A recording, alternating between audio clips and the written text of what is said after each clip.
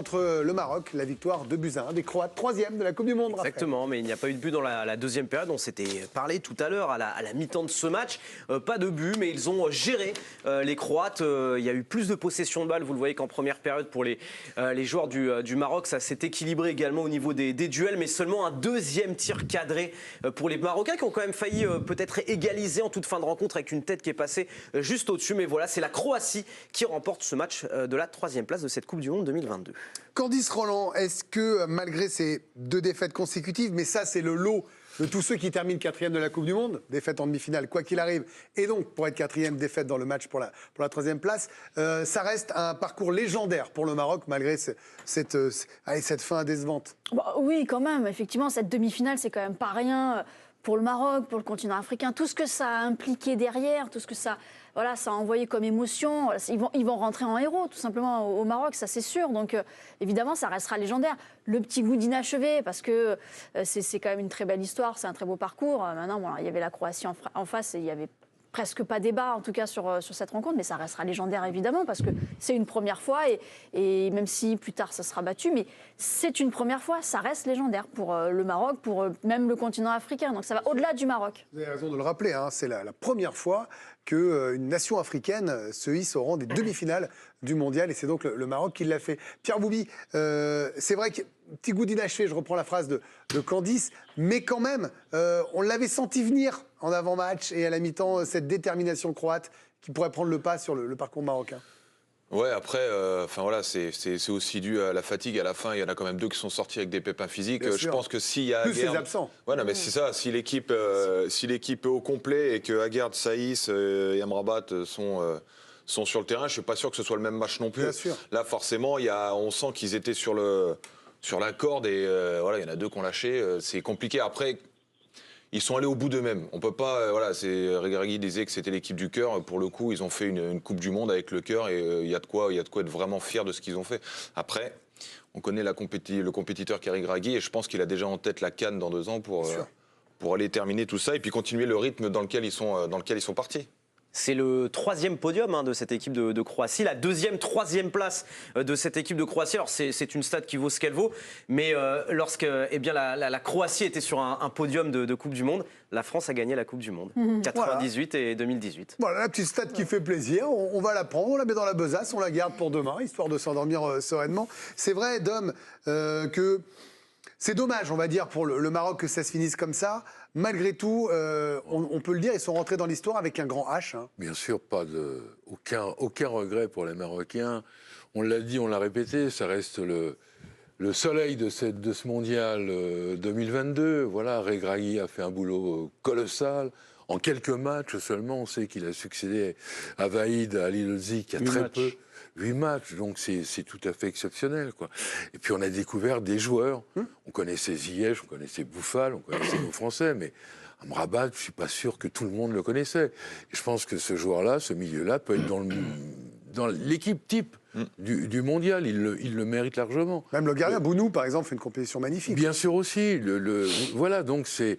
Mais bon, en même temps, et Rafa le disait, chapeau à la Croatie. Bien sûr. Qui est un pays, une nation de sport comme il n'y en a pas deux au monde, 4 millions d'habitants. Voilà, ils sont 3e en 98, ils sont 2e il y a 4 ans, 3e cette saison. Est-ce qu'ils font... Là aussi, il y a des joueurs qui se sont révélés. Guardiola, malgré l'enrhumage, entre guillemets, que Messi lui fait subir en demi-finale, lui aussi mérite. C'est peut-être le défenseur axial le plus surprenant de ce mondial. C'est le plus fort. Moi, c'est le plus fort que j'ai trouvé. Donc il mérite d'être... Et que dire de Modric, meilleur joueur il y a 4 ans, éternel Modric. Mais Modric, au moment où il va falloir désigner le meilleur joueur, je sais pas, on va pas être augure, donc on va pas savoir ce qui entre Mbappé et Messi, on en reparlera dans l'émission. Mais c'est un top 5 en tout cas. Il sera évidemment dans le top 5, il fait encore un match extraordinaire, Modric, quoi. Il a marqué cette Coupe du Monde de son empreinte. Luka Modric, il a fait l'unanimité, salué sur les réseaux sociaux par le plus grand nombre, à commencer par son club, le Real Madrid, qui lui a laissé ce petit message. Bravo Luka Modric pour cette 3e place. Il y a le compte Twitter de la Coupe du Monde, célébrer Luka Modric pour ce qu'il a fait. Célébrer à 37 ans, Modric vient probablement de disputer son dernier match de Coupe du Monde. Il nous aura encore régalé. Ça, on ne sait pas. Oui.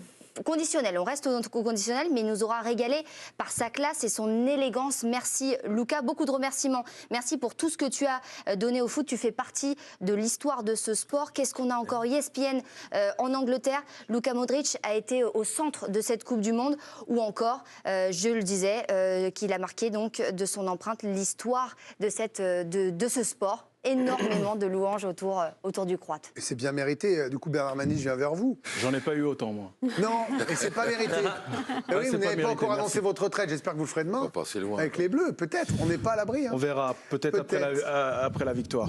Bernard, est-ce qu'on peut dire que la Croatie, à nouveau sur un podium de Coupe du Monde, est définitivement une très grande nation du football mondial? Oui, une grande nation. Dom l'a si joliment dit tout à l'heure.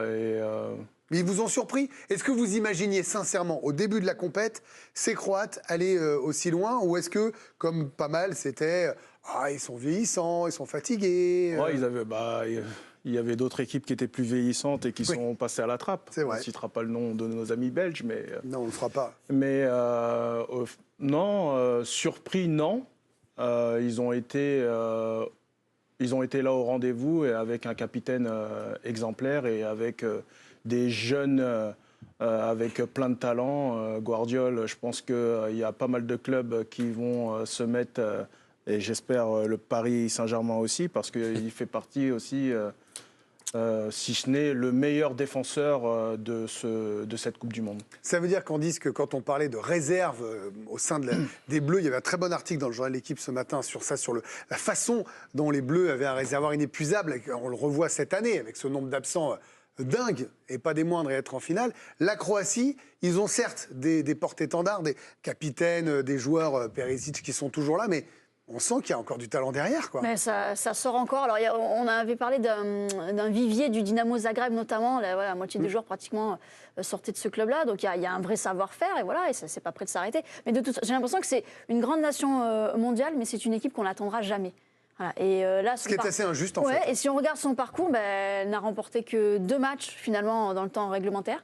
Et voilà, et elle finit 3e. Non, mais c'est- Ça, c'est le jeu, c'est une c'est le équipe, jeu bien des sûr, compétitions. complètement. C'est une grande équipe de tournoi, en fait. C'est une équipe hein. qu'on misera jamais sur elle. On se dit, attends, ça va être compliqué, mais bon. Et en fait, elle est toujours là, quoi. Dominique parlait tout à l'heure qu'ils étaient même multisports. Dans tous les sports, ils sont au haut niveau, en fait. Bah, évidemment. C'est C'est l'héritage en partie de l'ex-Yougoslavie qui avait, Oui, je oui, parle sous le contrôle oui. de Dom, les plus Oui, grands bien talents sûr. en Europe, en basket et en foot notamment, Handball. et en water-polo aussi Handball, d'ailleurs, ouais, c'est dans d'autres vrai. sports en hand, et qui se sont retrouvés un peu éclatés dans différents pays. Ouais, mais c'est une formation, c'est une c'est une politique. formation, c'est Voilà. une histoire. Raphaël, des stats? Oui, de Gvardiol, qui d'ailleurs, avec son but, devient le plus jeune buteur de l'histoire de la Croatie, qui a fait un match encore une fois complet, au-delà de ses stats offensives. Son but touchait encore beaucoup de ballons. Alors, il n'a pas gagné de duel, il n'a pas trop été dans les duels, mais il a gratté 4 ballons, 4 dégagements défensifs. Et donc, cette stat que je vous donnais, ça devient, grâce à ce but, le plus jeune buteur de l'histoire de la Croatie. Dans un instant, on parlera des Bleus. Hein. On se plongera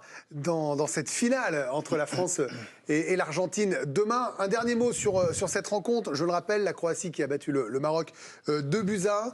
Raphaël nous a donné une stat. Bon, moi, je ne suis pas superstitieux. Mais est-ce qu'il y a des gens superstitieux autour de la table? Qui se dit que quand la Croatie est sur le podium, c'est bon pour la France? Et quand le Danemark aussi est dans le groupe, non, des Bleus, il n'y avait pas. Oui, c'est ça. Oh, oui, Et quand- rajoutez-moi Non, mais encore des voilà, trucs. je- allez-y. 98, Voilà. Et quand 2000, le Real gagne la Ligue des 2018. Champions aussi. Et quand le Real gagne des champions, ok, bah, je vais tout de suite. Allez hop, on y va. 5-0 demain. Ça, c'est fait.